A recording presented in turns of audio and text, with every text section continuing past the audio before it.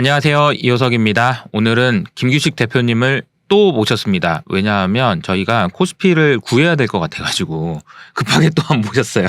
지난번에 인사드리고 또 인사드립니다. 인사 한번 부탁드리겠습니다. 안녕하십니까, 김규식입니다. 감사합니다.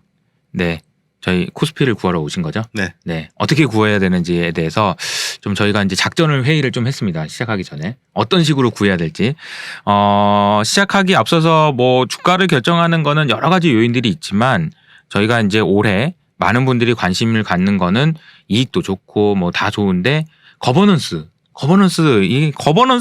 얘기 나오면 사실 너무 어려워가지고 많이들 그거는 저기 뭐 법학자들이나 변호사들이나 하는 거지 뭘 이런 식으로 생각 많이 하신단 말이에요. 그래서 최대한 오늘 쉽고 재미있게 한번 얘기를 해보는 걸로 작전을 짰는데 잘 될지 모르겠습니다. 네. 네, 한번 설명해 주시면 감사하겠습니다. 우선은 무슨 내용부터? 말씀하신 대로 거버넌스가 뭔지 그 내용을 앞서서 우리는 이제 코스피 주식 투자자로서 나의 권리를 지키고 또 코스피를 지키고 나라를 지키는. 나라까지. 네. 오케이. 네. 그래서 주식 투자란 무엇인가? 네. 주식 투자란 투자 계약이다. 아예 그냥 처음부터 그냥 들어가는 거네. 그렇죠. 주식 투자라는 것이 도대체 뭐냐? 투자 계약이다. 그러니까 주식 투자를 재무 이론적으로 네. 설명을 하는 많은 교과서들이 있고 글들이 있어서 잘 아실 거고. 근데 저는 변호사로서 지금도 자본시장을 절반은 변호사로서의 관점에서 보고 있어요. 권리 의무의 관점에서. 권리와 의무. 네. 그러니까 사실은 변호사가 봤을 때 문제가 많다고 느끼는 지점에서 제가 좀 역할을 하고 목소리를 내고 있는데 권리 의무의 관계에서 자본시장을 봤을 때 너무나 문제가 많다. 그걸 이제 거버넌스 리스크라고 하는데 네. 기본적으로 주식 투자는 회사와 주주 간의 투자 계약이고 그러면은 서로 그 계약의 내용이 중요한데 회사는 주주는 회사에 대해서 리스크 테이킹을 하고 자본 조달을 해서 주주는 회사에 대해서 자본을 공급하고 돈을 빌려주면서 그렇죠. 돈을 공급하고 위험하지. 그렇죠. 내가 돈을 어떻게 될지 모르는데. 그렇죠. 그런데 그 자본을 공급하는 데 있어서 채권자는 네. 자기가 부담하는 리스크가 제한이 있단 말이에요. 그 이제 예를 들어 그 기업이 부도가 날 경우에 파산을 한다든지 네네. 그런 경우는 채권자는 주주에게 리스크를 넘길 수가 있죠. 그 주주보다 우선해서 남아있는 자녀 재산에 대해서 우선 변제를 받을 수 있는 권리가 있고. 자, 그러니까 채권자들은 돈을 빌려준 거긴 하고 둘 다 돈을 준 거긴 한데 줬지만 혹시 회사가 문제가 됐을 때 그렇죠. 채권하는 사람들은 먼저 나 먼저 내놔 우선 할 수 있다는 거죠. 우선 배정할 그렇죠. 수 있다. 그 순서에 있어서 주주가 맨 뒤에 있다는 거죠. 그렇구나. 그래서 최후의 리스크 테이킹 는 리스크 테이커고 그래서 또 자녀 이익 수익자라고 해서 앞에 이해관계자들의 보상을 다 하고 나서 남은 건 전부 주주가 하는 이게 투자 계약의 내용이 되는 거죠. 그러니까 주식을 산다는 것이 어떻게 보면 투자 계약인 건데 그 투자 계약을 한다는 것의 의미는 남들한테 다 떼주고 그렇죠. 남는 거 있다. 그럼 그건 다 내 거야. 그렇죠. 이거는 내 거다 확실히. 그렇죠. 이렇게 된다라는 거죠. 그렇죠. 그래서 리스크 테이킹 부분에서는 앞에 선순위자보다 뭐 후순위로 선순위가 리스크를 다 커버한 뒤에 남은 것 그렇게 해서 자신의 손실을 부담한다. 원금이 손실이 될 수 있다. 라고 원금이 날아갈 수 리스크를 테이킹한다. 이런 거고 이제 보상은 또 마찬가지로 앞에 있는 이해관계자들에게 보상을 다 하고 나서 남은 게 있으면 전부 가져간다. 이게 투자 계약의 내용이 되는 거죠.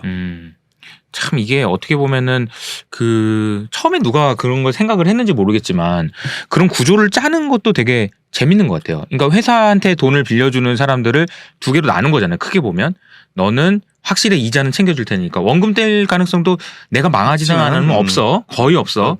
근데 너는 원금 뗄 가능성도 있지만 혹시라도 만약에 우리가 잘 돼가지고 돈을 벌면 너도 엄청 좋을 거야. 이걸 나눈 것이 되게 엄청난 그런 그게 이제 전근대적인 봉건 국가라든지 전근대 사회와 근대 사회의 핵심적인 차별화된 지점이죠. 그래서 근대 사회로 문명이 도약하게 된 근본적인 이유가 거기에 있다. 거버넌스에 있어서 그런 리스크와 리턴이 비례하는 구조를 만들어낸 회사라는 조직을 통해서 그렇게 보는 거죠. 저는 그냥 그렇게 들어요. 그러니까 생각이 드는 게 그냥 뭐 리스크, 뭐 리턴, 뭐 이런 것도 있지만 그냥 우리가 소위 말해서 쉽게 말해서 생각해 보면 우리가 회사를 다니는 사람 입장에서도 내가 열심히 했는데 나한테 월급 왜 안 줘? 월급 왜 더 안 올려줘? 보너스 왜 안 줘? 이런 그 섭섭함의 감정 있잖아요. 바로 그거예요. 그런 거잖아요. 그죠? 그리고 이제 나는 이렇게 열심히 막 주주로서 이렇게 투자를 해가지고 했는데 왜 나한테 돈 안 줘? 이런 섭섭함이거든요. 그렇죠. 그리고 이제 불합리하다, 억울해도 안 되는 거죠. 억울해도 안 되는 거고. 근데 그런 것들을 완전히 다 하나씩 쪼개기는 어렵지만 어쨌든 거버넌스가 잘 되어 있는 계약의 경우에는 그런 게 잘 정리가 됐다라는 거죠. 그죠? 그렇죠. 그러면 이렇게 묻는 분들 계세요. 나는 투자 계약 같은 거 한 적이 없는데 라고 말씀하시는데 저번 조달할 때 투자 설명서라는 걸 공시를 하거든요. 그 투자 설명서가 이제 법률적으로 보면 청약의 요인이라는 거고 청약을 하고 신주에 청약을 하고 배정을 하면은 투자 계약이 체결이 되는데 그 투자 설명서를 잘 보셔야 돼요. 그러니까 IPO 할 때, 공개할 때, 기업이 처음 이제 나 이런 사람이에요라고 이제 세상에 나오면서 그렇죠. 이제 자기소개서 같은 거죠. 그렇죠. 자기소개서 같은 걸 썼는데 거기에 이제 투자 계약서라는 거죠. 그 내용을 보면 그렇죠. 그게 투자 계약의 내용이에요. 내용을 보면은 맨 먼저 사업의 내용이 나오고 어떤 사업을 하는지 나오고 그다음에 바로 이 사업에 내재된 리스크 분석이 나와요. 어떤 리스크가 있다. 그 리스크가 높은지 낮은지 이런 게 나오고 세 번째로 밸류에이션 모델이 나와요. 밸류에이션에 그래서 당신이 이 리스크를 테이킹하면 우리 회사가 어느 정도의 리턴을 할 수 있다라는 것을 가이드라인을 제시해 줘요. 그래서 이 투자 설명서를 보고 투자 계약을 하면은 이 주주는 내가 어느 정도 리스크 테이킹을 하는지를 알고 어느 정도의 리턴 기대 수익률을 생각해야 되는지를 알 수가 있어요. 그리고 그 투자 설명서에 나와 있는 것을 회사는 지켜야 되고. 그러니까 방금 말씀하셨던 어떤 리스크가 됐든 뭐든 그런 내용들이 밸류에이션 하는 과정에서 그런 숫자들이 들어간 다음에 마지막에 결론적으로 나오는 게 얼마다. 그렇죠. 기업의 가치가 얼마다 해가지고 그렇죠. 많은 분들이 사실은 그 숫자만 관심이 갔거든요.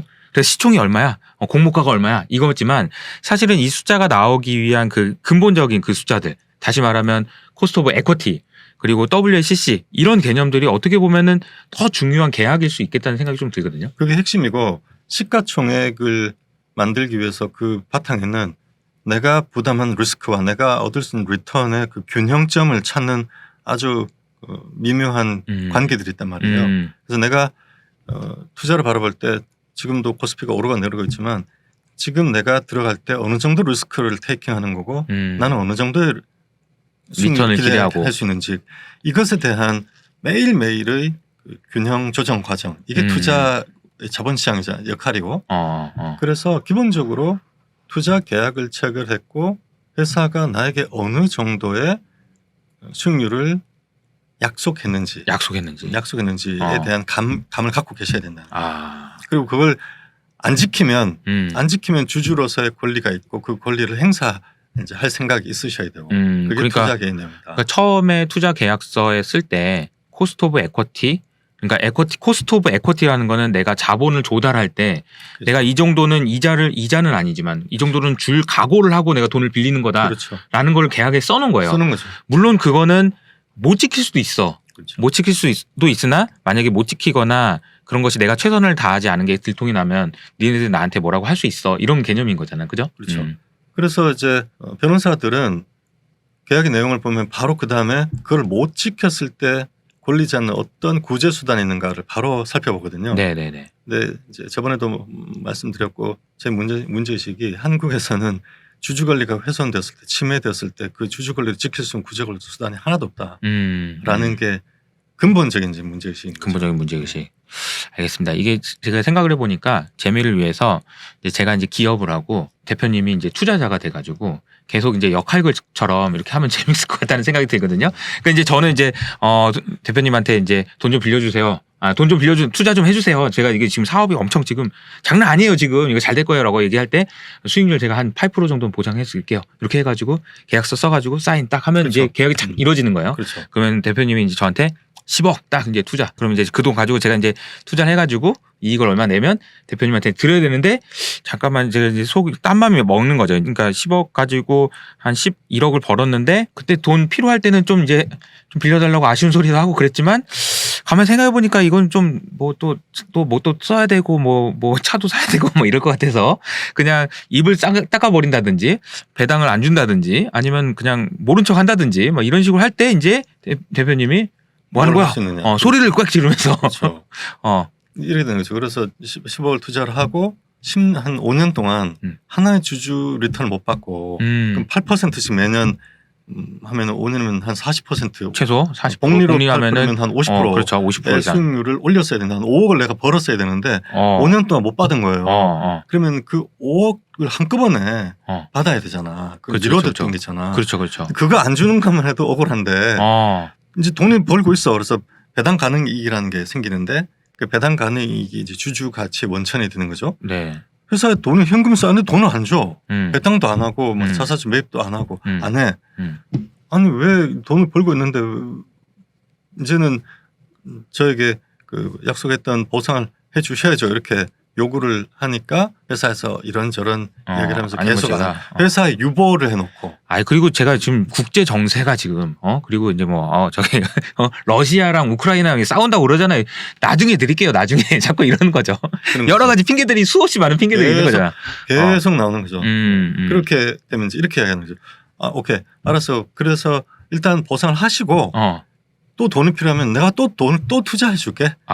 왜냐하면 자본시장이 있으니까 언제든지 필요하면은 증자하세요. 그때 돈을 드릴게요. 근데 지금은 돈이 쌓여있으니까 지금 주시고 이렇게 얘기하는 거죠. 그러니까 자꾸 핑퐁 하면서 그죠? 핑퐁 하면서 그런 게 나와야 되는데 지금은 약간 이쪽으로 지금 의견이 막 억울하고 분하고 막 짜증나고 막 이런 건 있지만 도대체 어떻게 소리를 꽉 질러야 되는지를 몰라서 지금 못하고 있는 상황이라서 지금 저희가 이제 처음부터 투자 계약이라는 것이 무엇인지부터 시작을 해가지고 얘기가 나오고 있습니다.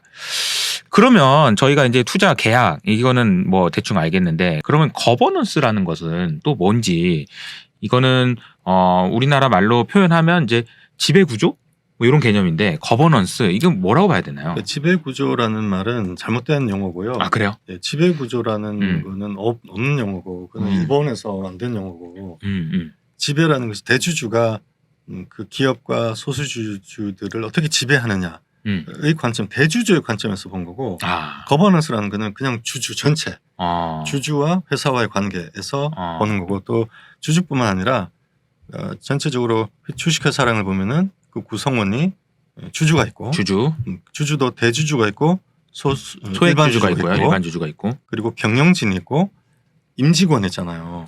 맞네. 그렇죠. 생각보다. 그리고 채권자가 있고 대충 5가지 정도의 구성 부분이 있어요. 5개의 주체들이 각각 어떤 권한을 갖고 그리고 어느 정도의 리스크를 갖고 그리고 그 사람들에게는 어떤 보상을 하는가를 써놓은 그 규약집이에요. 거버넌스라는 게. 규약집. 예를 들어서 스티브 잡스가 애플에서 CEO를 할 때 급여가 $1였어요. 그리고 급여를 받지 않고 그냥 뭐 배당을 받는다든지 배당도 별로 잘 안 했지만 자기는 그냥 자신의 주식이 늘어나는 것만으로 나는 만족하겠다. 그리고 스톡 옵션이 좀 있었고 일론 머스크는 더 해요. 급여가 제로. 그리고 일정한 성과 지표에 따라서 스톡 옵션만 갖고 자기는 보상을 받겠다. 이렇게 하는 거잖아요. 그러니까 일론 머스크를 보면은 저는 그런 생각이 드는 게 자본주의를 정말 잘 이해하고 있는 사람이라는 생각이 들어요.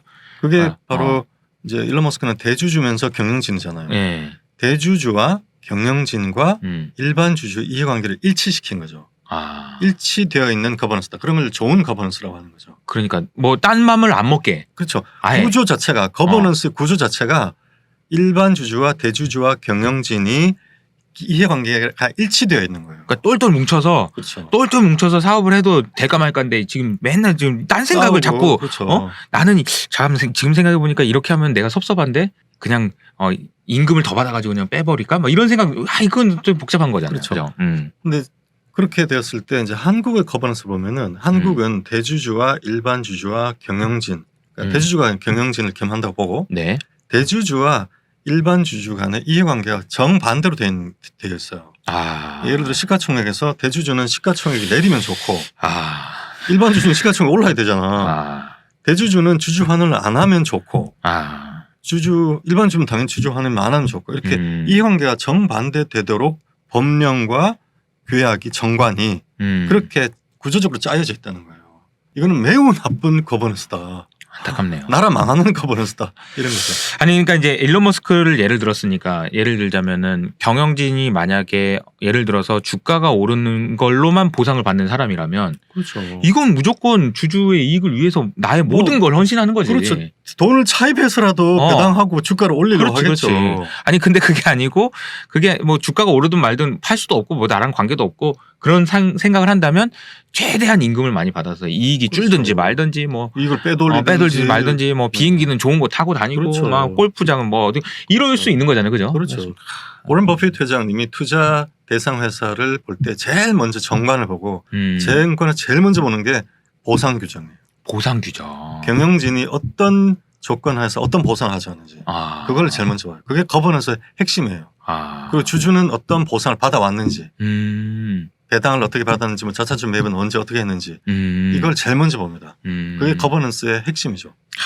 이런 분들도 계세요. 이제 은행에서 어떻게 하다 보니까 속상한 일이 있었던 거야. 예를 들자면 대출을 했는데 대출을 처리를 잘못했어. 그래가지고 귀책 사유가 있어서 부실이 난 대출에 대해서 일부 내가 갚아야 되는 경우가 생기거든요. 근데 그런 경험을 하시는 분들은 어떻게 하냐면은 일을 아예 안 해요. 이게 내가 일을 하면 뭐하냐? 일을 하면은 내가 잘못하면 마이너스만 되는데 뭐를 일을 하냐? 그게 합리적이거든. 일을 안 하면 나한테 손해가 뭐냐? 그래도 월급은 다 나오거든요. 그러니까 일을 최소화하는 거죠. 그렇죠. 그게 합리적 선택이에요. 그러니까 그분 입장에서 합리적 선택이잖아요. 합리적 선택이죠. 이게 거버넌스가 좋지 않아서 생기는 문제일 수도 있는 거잖아요. 그렇죠. 어떻게 보면 맞습니다. 더 좋은 거버넌스라면 더 열심히 일하면은 너도 좋고 나도 좋고 다 그런 구조만 짜여졌으면 너무 좋은데 그게 그렇죠. 안 되면 문제가 생길 수 있다는 거잖아. 근데 이게 또 확장해 보면 기업과 주주, 뭐 채권자 이렇게도 연결해 볼 수 있다라는 거고. 바로 그거죠. 임직원도 똑같아요. 임직원도 똑같아요. 임직원도 예를 들어서 그 임직원이 스톡 옵션이 없다면 그리고 우리 사주 같은 게 없다면 그리고 인센티브가 없다면 그냥 정해진 연봉만 딱 그냥 정해진 연초에 정해진 연봉만 준다면 열심히 일을 하겠어요? 안 잘릴 정도만 일을 할 거 아니에요. 그게 이제 제가 늘 말씀드리는 것처럼 맥시마이즈의 삶을 사는 사람이 있고 미니마이즈의 삶을 사는 사람이 있다. 맥시마이즈 사는 삶은 내가 열심히 일한 만큼 보상을 받는 대로만 계속 쫓아다니는 거예요. 그렇죠. 근데 미니마이즈의 삶을 사는 사람들은 뭐 최소한 일을 안 할 때 잘리지 않을 정도로만 일을 안 하는 거죠. 그렇죠. 그러면 나한테 최적의 솔루션이니까. 저는 인생에 정답은 없다고 생각해요. 그래서 자신이 누가 뭐가 맞다는 아니에요. 맞다는 아니에요. 그러나 그 기업이 발전하려면 생산성이 향상되고 문명이 발전하려면은 누군가는 최대 출력으로 자신의 열정을 불살라서 일을 해야 하는 사람이 있어야 된다는 거죠. 그렇죠. 그리고 그 사람이 그 조직의 리더가 돼야 돼요. 그래야지 그 전체 조직이 발전하면서 상생하는 생태계를 만들 수 있는 거고 그게 이제 거버넌스라는 거죠. 그렇지. 거버넌스 얘기하다가 갑자기 그 인센티브 얘기가 나서. 근데 적절한 비유 아닌가요? 인센티브 위험 보상 규정에 권한 책임, 권한 책임, 위험 보상에 관한 노력 보상, 규약, 그 분배 규약 그것이 거버넌스이기 때문에 위험 보상이 인센티브 구조가 그 보상 규정이 가장 큰 거죠. 그러니까 경영진이 주주 환원을 하고 주주가 잘 돼. 경영진이 주주가 잘 돼야 나도 잘 된다. 이렇게 돼야지 다 같이 잘 되는 거잖아. 주주가 잘 되든지 말든지 나하고 관계없다. 오히려 거꾸로 지금 한국의 거버넌스는 주주들이 잘 안 돼야 내가 좋은 구조로 돼 있어요. 이해관계가 반대로 돼 있어. 심각한 문제죠. 예를 들어 상속 대주주 같은 경우에 상속세를 시가총액으로 상장사의 경우는 시가총액을 기준으로 상속세를 정한단 말이에요. 주가가 내려야 좋아. 상속세를 내는 거는 내 돈이 나가는 건데 그 내 돈을 내는 얼마를 내야 되는지 기준이 주가로 결정된다면 당연히 높은 곳서 세금을 많이 내느니 낮아가지고 세금 덜 내는 게 좋죠. 그런 구조라든지 뭐 세법이라든지 뭐 자본시장법이라든지 상법이라든지 모든 그 규정들이 일반 주주와 대주주의 이해관계가 정반대로 만들어져 있어요. 거버넌스가. 이 규정 자체들을 다 개혁해서 바꿔야 돼요. 일치되게 만들어야 돼요. 그렇게 일치되게 만들려면 어디서부터 시작을 해야 될까요? 이게 이제 중요한 질문이 될 수 있을 것 같아요. 그러니까 뭐 기업이 바뀌어야 되는지 투자자가 바뀌어야 되는지 정부가 바뀌어야 되는지 그때 이제 지난번에 나오셔서 각자가 자기의 일을 하면 된다 이렇게 얘기해 주셨는데 조금 더 구체적으로 얘기해 보면 이제 어떤 내용들을 얘기할 수 있을까요? 그래서 이제 3프로TV에서 제가 8가지를 말씀드렸잖아요. 합의물자 자수집중이라는 8개를 말씀드렸는데 앞에 5개가 가버넌스에 관련된 디테일, 세부 규정들이고 장치들이고 수집중 이게 이제 포괄적인 내용들이에요. 이 순서를 사실 말씀을 드리자면은 제일 먼저 말씀을 드려야 되는 게 이사의 수탁자 의무. 이사의 합의물자 자수집중에서 수집중의 수. 이사의 주주에 대한 수탁자 의무의 인정 입법. 이게 가장 먼저 나와야 된다. 말이 좀 어려워가지고요. 이사의 그러니까 뭐 이사회 그렇죠. 그러니까 주주 옆에서 이제 회사에 있는 이사회가 그리고 이사가 주주를 보호해야 할 의무가 있느냐? 보호해야 될 의무가 있느냐? 있다. 당연히 있는 거 아니에요? 그러니까 보세요. 투자 계약 그래서 지금 그 말씀 계속 드리는 건데 이효석 아카데미를 보시는 시청자분들은 이걸 절대 잊어버리면 안 돼. 나는 회사와 투자 계약을 했다. 계약을 했다. 그리고 나는 이미 회사에 자본을 넣었고 공급을 했고 리스크 테이킹을 이미 하고 있어요 지금. 위험에 버들버들 떨어요. 버들버들 떨어. 뭐 주가 올리고 내릴 때마다 불안하고. 뭐 바이든이 뭐 5천 명 뭐 파병했다고 그러면 그러니까. 버들버들 떨고 뭐 주가 내리면 내 돈인데 그러한 긴장을 하고 막 스트레스 쌓이는 게 뭐냐면은 리스크가 커지느냐. 그 리스크가 커졌다면은 그 리스크 대비해서 지금 리턴이 적정하냐. 이걸 끊임없이 실시간으로 이 균형을 찾아가는 과정 이제 노력을 정신 노동을 하는 거거든요. 노동을 하는 거예요. 엄청 노동하고 있는 거죠. 나는 리스크 테이킹을 하고 있어. 그러면 회사가 나에 대해서 그에 상응하는 리턴을 하고 있냐. 이 기본적 관념을 절대 잊어버리시면 안 돼요. 이걸 잊어버리면은 갈 길을 잃어버리는 거예요. 투자에서도 기본 바탕이 허물어져 버리기 때문에 투자 수익률에도 아주 나쁜 영향을 미쳐요. 약간 이제 이런 거 같네요. 이제 제가 뭐 예를 들어서 A라는 회사에 주식을 샀다. 그러면 그 회사의 주인이 됐다라는 사실을 잊어버리면 안 된다. 안 되네.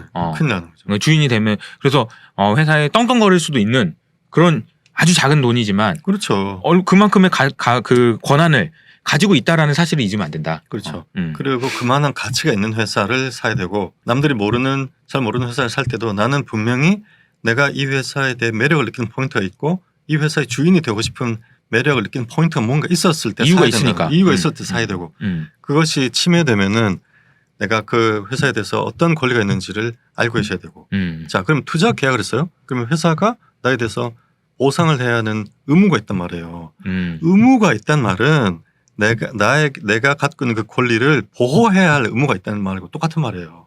사실 제가 주인인데 그렇죠. 내가 가진 권리를 보호를 해줘야 된다. 그렇죠. 이사회가. 그러니까 이사가 예를 들어서 아까 말씀하신 대로 한 1년 8% 정도의 리턴을 할 의무가 있다라고 하면은 그 8%를 보호해야 할 의무가 있는 거예요. 8%가 훼손될 때 8%가 훼손되려고 할 때는 8%를 지키려고 노력해야 할 의무가 있다는 거예요. 회사가. 뭐 8% 되면 좋고 뭐 아니면 말고 이게 아니라는 거예요. 계약을 했으면 지켜야지. 당연히. 지켜야지. 그게 미국이 특히 영국이 네덜란드를 꺾고 패권국이 됐고 다시 미국이 패권국이 된 가장 바탕에 있는 관념이 뭐냐면은 계약은 지켜야 한다는 거예요. 계약은 지켜야 된다. 계약을 지키지 않는 사람들은 시장에서 퇴출되고 아주 쓰레기 취급을 받는 거죠. 그게 그 계약을 그 중에서도 투자 계약이 트러스트라고 하는 트러스트. 신탁이라고 하는 계약인데 그 신탁 계약의 바탕을 이제 계약을 지켜야 한다는 그 신뢰를 준 자는 신뢰를 준 데서 권리를 찾을 수 있어야 한다. 즉 신뢰가 침해될 때 그 구제를 받을 수 있어야 한다. 그 관념이 지금 영국과 미국의 이런 이제 경쟁 우위를 만들어낸 근본적인 동력이다. 이렇게 보는 거고요. 그러니까 신뢰라는 그 단어를 놓고 이제 아까 제가 비유를 들어서 제가 이제 회사고 대표님이 투자자라면 그 신뢰라는 거는 보이지 않는 뭐 이게 있으면 신뢰가 여기로 온 거죠. 그렇죠.